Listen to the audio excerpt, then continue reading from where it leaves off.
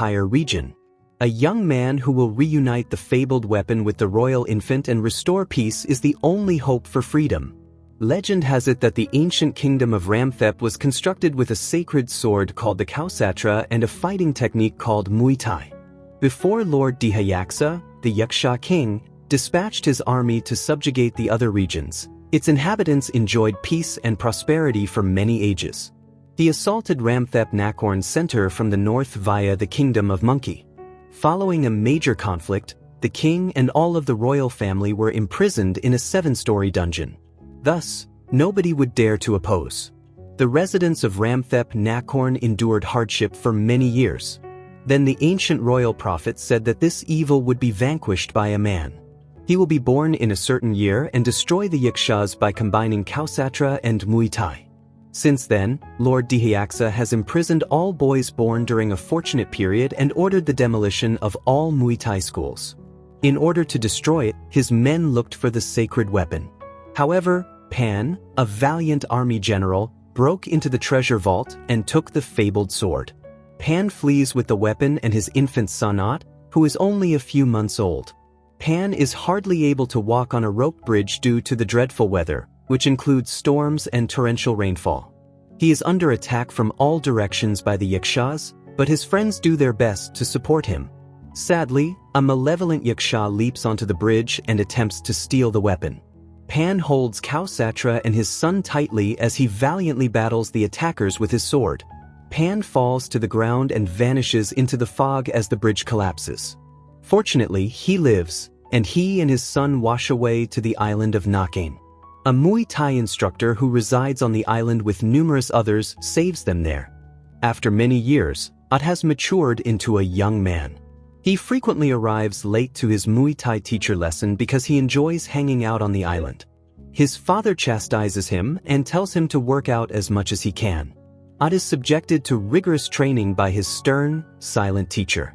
Ot frequently loses inspiration and feels like giving up. Pan ultimately chooses to explain to his son why he needs to work so hard after observing his condition. He leads him to Kausatra's hidden room in their home. To commemorate his tale, Pan carved the wood. His goal was to get the weapon before it was destroyed by sneaking into the middle of the palace. Pan met Ot's biological parents after using the covert route to go to Iron Gong village. To aid Pan in escaping the Yaksa clan, they gave their life. Before they passed away, they begged Pan to look over Ot. They are the couple that Ot sees in his nightmares. Pan suffered nerve damage and became partially paralyzed as he fell over the bridge. He attempted to communicate with his freedom army using a magic eagle, but he received no response. He now hopes Ot will fulfill his job of delivering the weapon to the royal child in the dungeon. Ot trains more diligently and consistently to prepare for the mission as soon as possible after realizing how severe the situation is. Pan tells his son to work on his ability to concentrate. He must be intelligent and clever. The body serves as the mind's temple. When he is injured, it affects his body rather than his thoughts. He won't feel anything until he concentrates and focuses his thoughts. Kausatra may grant him its power once his body and mind are prepared. Additionally, Pan inks a particular design on Ot's body. He became an expert in Muay Thai in a matter of months. Pan eventually got a response from the Independence Army one day when he was training. An officer arrives on the island later that evening and informs Pan that they had moved, which is why they received his message so late. But the army is more reliable than Ot and is prepared to complete the assignment. Even now, Pan would rather wait for the remainder of the troops. The officer signals the Yakshas with a flare after realizing Pan will not give him Kausatra. In the following instant, the monsters launch an attack. The officer was merely a Yaksha's spy and a traitor. Additionally, he counsels Pan to surrender to the authority. Pan gives Ot the weapon and tells him to finish the assignment by himself. Ot bolts from the cliff and flees. Along with his loved ones, he swims to the shore and watches the island burn. Ot sobs and questions why he trained so hard if he couldn't even save his father. He eventually comes together because he needs to complete the objective for which so many lives have been given up. Ot escapes Yaksha's control and arrives at another village. He tries asking everyone how to get to Ramthep Nakorn, but nobody wants to discuss it. Ott feels as though someone is pursuing him as he continues to meander around the streets. The weapon has been stolen by a monkey. The monkey hops on a flying pirate ship to get away from Ott. Ott follows him and enters the ship, where a lovely woman has been abducted by a number of Yaksha goons. Ott must first retrieve his weapon. He finds the monkey battling with a red Yaksha and leaps in to help, but later he understands that the red Yaksha is actually the monkey's friend. The thugs locate them and launch an assault. Ott enters the dungeon, but the abducted woman informs the goons, and she manages to get out of the cage while they are preoccupied. In reality, she is Xiaolan, a Chinese pirate. Her men and ship also arrive to save her. The goons release a giant Yaksha that attacks Xiaolan. Ott leaps in to save her, but he is too innocent to confront the monster. The Kausatra suddenly glows and takes off in Ott's direction.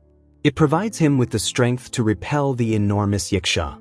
After that, Ott falls unconscious afterward and opens his eyes on Xiaolan's ship. He is housed in a cage alongside the red Yaksha and the monkey. Kausatra, who selects his user on his own, is recognized by the Yaksha. Ott was the one it had selected. Ott, though, thinks it only occurred so he could transfer the weapon to the royal kid and safeguard it. At last, the three nomads have an opportunity to get to know one another. Because he tricked his own kind and was exiled for falling in love with a human, the Red Raksha is referred to as a traitor.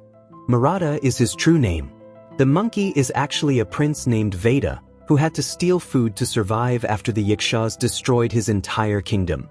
Despite meeting by chance, Murata and Veda grew close. Ott introduces himself as well and acknowledges that they are all seeking retribution against the Yakshas.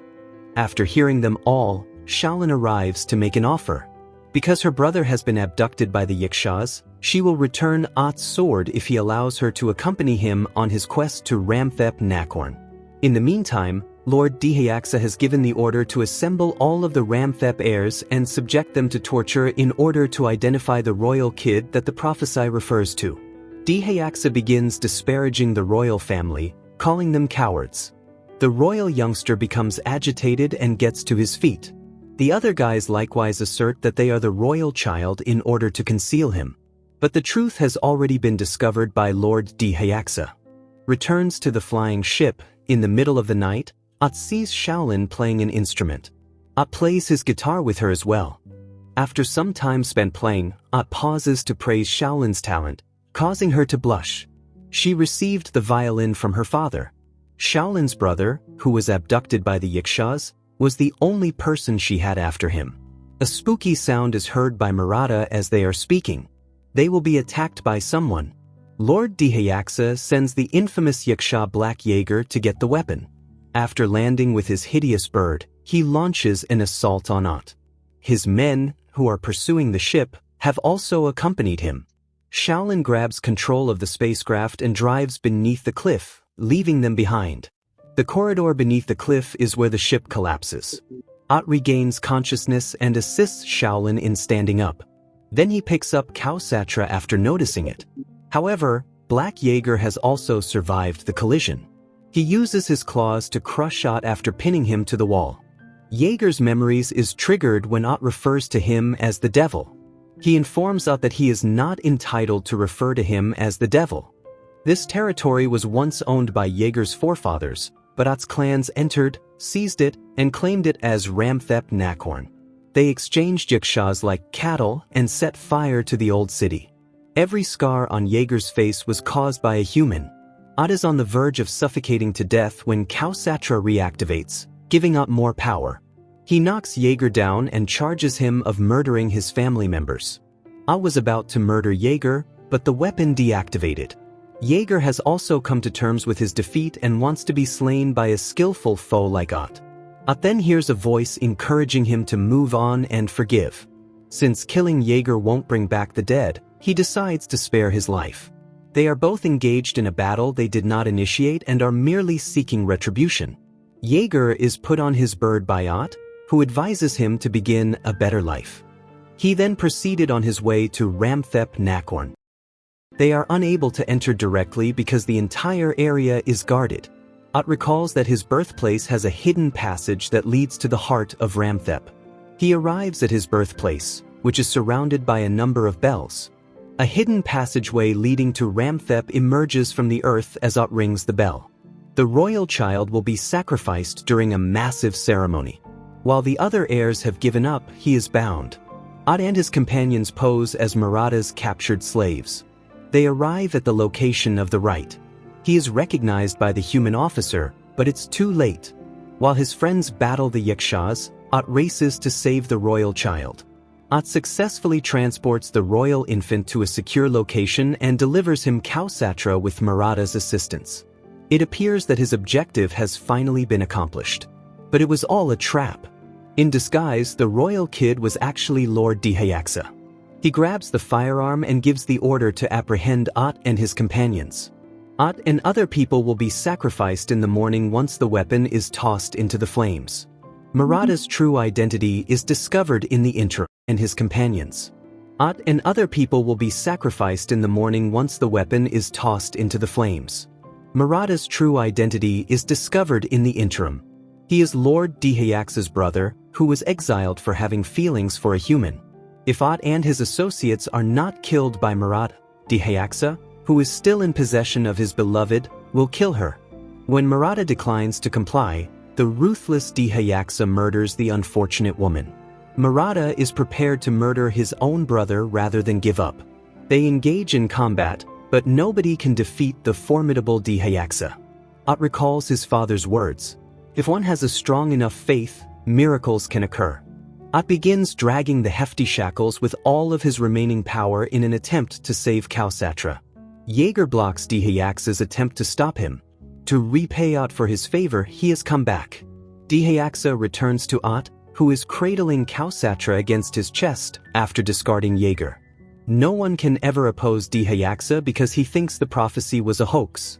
After saying this, he gives Ot a powerful shove that breaks Kausatra and kills Ot.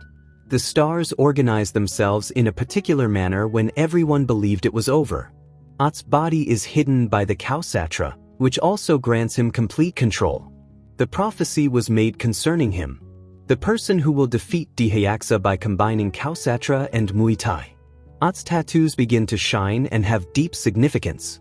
He assaults Dihayaksa and expels him from the temple. Dihayaksa turns into a massive monster with 3 pairs of hands while screaming in rage. Ot continues to bravely battle the monster without showing any signs of fear. He was born with this aim in mind. This is the penalty for all of Dihayaksa's wicked actions. Ot's forefathers and loved ones gave their lives for this. With all of this in mind, Ot uses all of his strength in one more attack to vanquish the malevolent lord. A fresh hope for life is brought by the sun's rays. Ramthep Nakorn is at last at peace. Lord Dihayaksa is banished to the deepest prison after losing his power. Murata now rules the Yaksa clan and grants Ramthep Nakorn freedom. He also gave the Yaksa soldiers the order to reconstruct the city. After being reunited with her brother, Shaolin and her brother vanished. Following the revival of Ramthep Nakorn, Murata gave the command for the troops to assist in reviving Prince Veda's city of Manikot. Ot, meanwhile, taught Muay Thai to the royal child and briefly held the position of chief of the royal guard. After giving his history some thought, he resigned from his job. To live in peace, he returned to the Nakane Islands. He unexpectedly runs into Shaolin again one day and has the opportunity to carry on his romantic tale. Even if evil casts a long shadow, its triumph is fleeting. The bravery of the virtuous will eventually rise to drive out the evil and restore harmony.